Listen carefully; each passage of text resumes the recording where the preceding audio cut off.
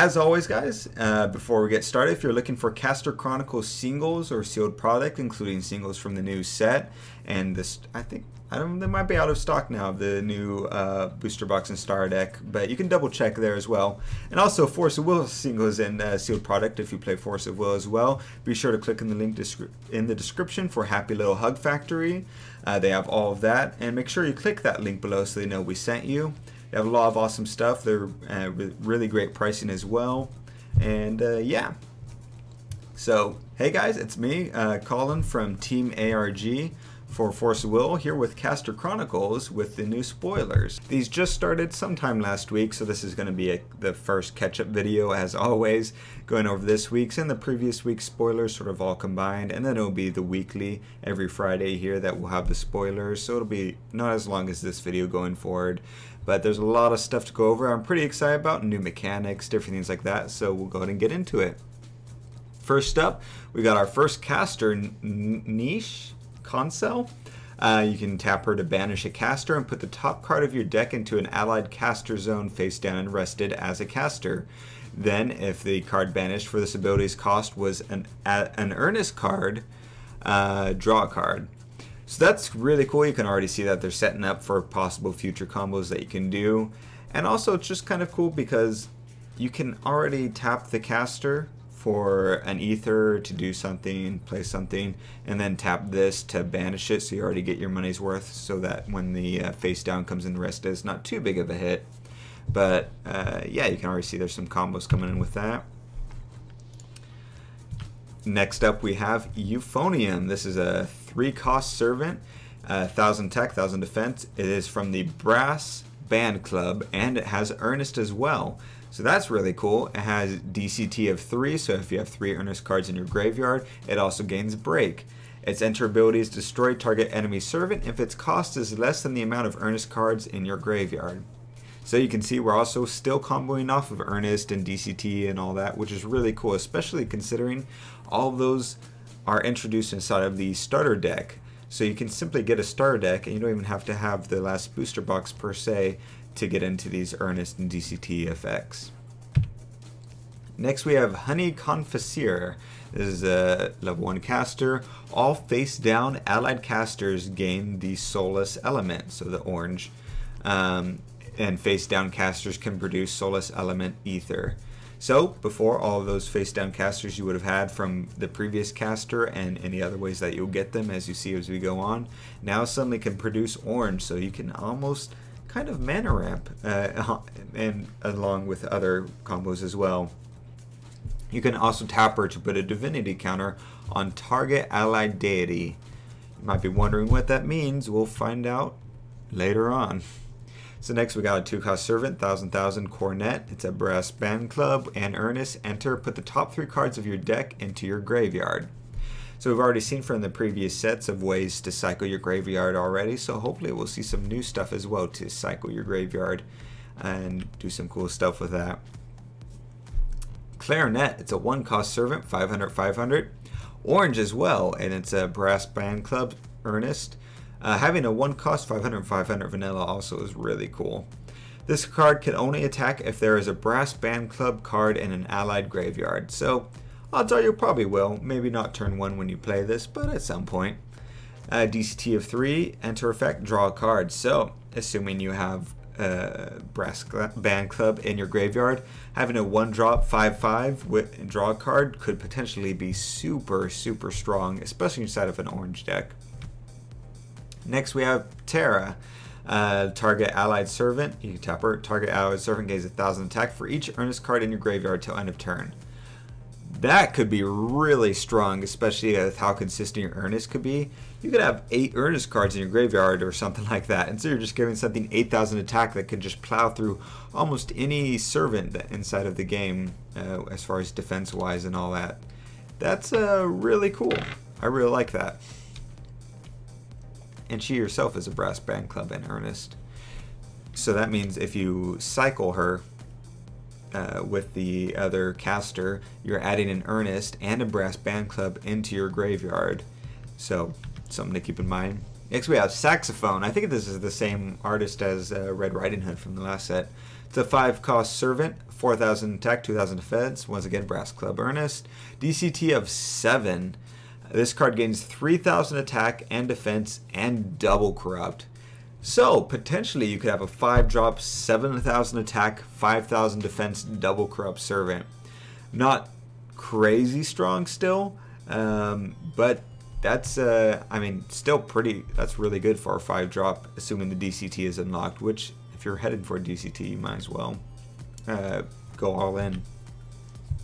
Trombone, a 4-cost servant, Brass Club Earnest, 0 attack and 0 defense, and it gains 1,000 attack and defense for every Brass Band Club card in your graveyard.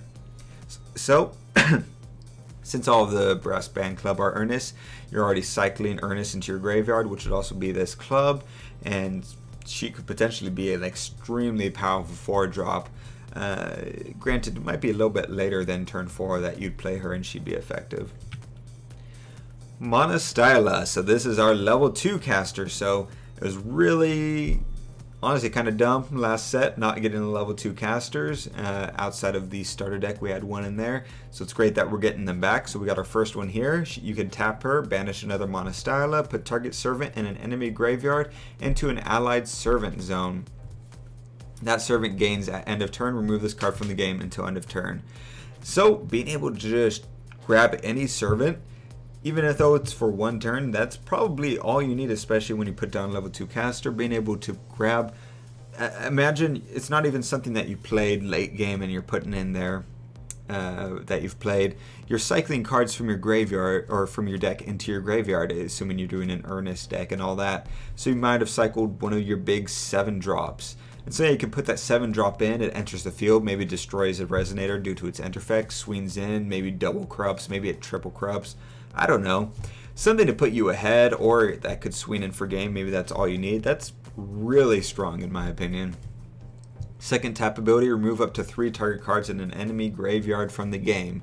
So this is a really good counter to the thing that you're doing, which is DCTs, Earnest, all that type of stuff, Brass Band Club. So that's good that they put a counter in it, as well as it helps against other effects, especially against orange decks that tend to cycle with their graveyard. Before, the only thing we had was cycling stuff from your opponent's graveyard back into their deck, which orange can just grab those again a lot of the time. So this, remove it from the game. I don't think there's anything in here right now that can grab stuff from your removed areas, so that's potentially, this is probably going to be one of the best cards in this set as far as casters in my opinion.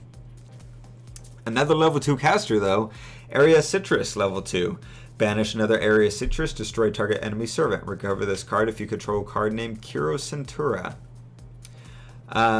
That's pretty cool. So you get a destroy effect when you banish the other Area Citrus, and then if you have Kira Centura, you get to tap, do that ability, and then recover her.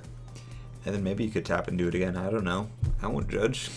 Second tap ability, search your deck for a level 1 card named Kira Centura and put it into your field. Then shuffle your deck. Play this ability only if you don't control that card. So you have a way to search out Kiro in case you don't already have it, and then plenty of stuff to do with it, especially considering you could tap and do that destroy ability, recover, either tap and destroy again, or you could just tap to produce that to ether so you're not losing out a full turn. Next we have Conductor's Baton of Sunlight. This is a 2-cost conjure. As an additional cost, to play this card, banish 1 or more Brass Band Club servants. You may put a soul from your extra deck into the field. If you do, put divinity counters equal to the total cost of servants banished by this card onto that card. So in case you guys don't know, there's going to be a new card you can put in your extra deck. And so if it's a soul one, you do this. I'm going to get to, I'm getting ahead of myself with as far as specifics, so I'll get to the specifics in a second.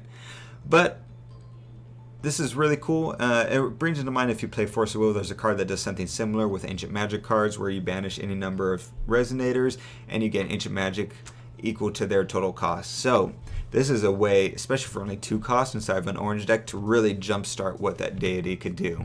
So this is the deity. This is Soul. This is super cool looking. Almost as cool looking as the... Oh, I'm going blank now. I'm sorry, guys. The white cards, but not quite as cool, but really close. I like the infinity symbol, though, in the corner. Enter. Place divinity counters on this card equal to the combined total level of all allied Solace casters. When this card leaves the field, you may put an angel servant from your hand into the field. So it's got enter and leaving effect. I guess the actual term for leaving the field doesn't work for this card because it might be when it enters the graveyard for that effect. But you can tap it, remove X amount of divinity counters from this card, remove target servant with that cost or less from the game, and also remove X amount of divinity counters from this card. Put target servant with total cost X or less from your graveyard into the field. If there are no divinity counters on a deity, banish it. The active abilities of deities can only be used during main timing. So what that means, you can only use them during main timing, is you can't quick cast it. You can't do it during your opponent's turn or before you draw a card or anything like that. It can only be during your exact main phase, before your battle phase, etc.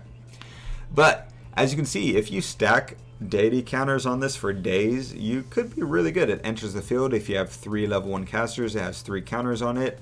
If you use the previous conjure, then you would it's 2 cost to put that soul into the field, and say you banished, I don't know if this would be a good play, but say 3 cost servants, then this comes in with 9 counters plus those 3, so you have 11 counters on it total, so you can just wreak havoc across the field and different things like that. It's nothing crazy, but for 2 costs to bring that in with the previous conjure, it's definitely, I feel like, a lot more worth it than the previous extra deck dudes. Next we have Fianma Fantasia. It's a caster. Tap target allied sports club servant. Gains 1000 attack until end of turn. Put up to 1 target sports club servant in an allied graveyard on top of your deck. So we've introduced ourselves to the sports club now instead of the brass band club. And this also introduces a way to cycle stuff. And it's cool that it's able to cycle on top of buffing. It's not just the buffing. Usually we just get that vanilla thing, but we got that as well. It also has the subset of Sports Club and Earnest on it as well. Swimming. So this is pretty interesting. 3 cost servant, 2000 attack, 0 defense, Sports Club and Earnest. Enter. Search your deck for a Sports Club servant with a cost equal to or less than the amount of Ignis casters you control revealed, and put it into your hand, then shuffle your deck. So if you control 3 Ignis casters, then you get to just grab a 3 cost, and then you won't be able to play it, but you're ready to play it at least. It's alright. Well, no, that's pretty good. We have Reem Regenda. Tap, return a face down allied caster to its owner's hand. Put a card from your hand into an allied caster zone face down and rest it as a caster. So that's kind of cool. If maybe early game you had done the effect of putting caster down face down, maybe you didn't have any casters and just had to do that, or you did sort of a cycle effect to do that, and maybe you're regretting it. You really want that card that you put face down, so now this introduces a way to just do the whole switcheroo, which is kind of cool. Basketball. I really like the art on this one. This is super cool. 2 cost servant, 0 attack, 0 defense, Sports Club Earnest. This servant gains 5/5 for each allied Ignis caster. So that's cool that these aren't going off of Sports Club or DCT or anything like that. They're going off of your actual casters. So the more red casters you have, the better it is. Even if you have, I'm sure they'll have stuff that, if you have face down casters, that makes them Ignis as well, so that you can just buff this up. I think this is way better than the other one, because for only 2 costs and you get this effect. Granted, it's not as strong of an effect, but I think it's overall better just to populate your field with lower cost ones that buff up over time than higher cost ones. Table tennis. This is a 1 cost, 1000 attack, 0 defense Sports Club. At end of turn, return this card to its owner's hand. So that makes sense. 1 cost 1000. You could get rid of some resonators or swing in and do stuff and then just bounce it.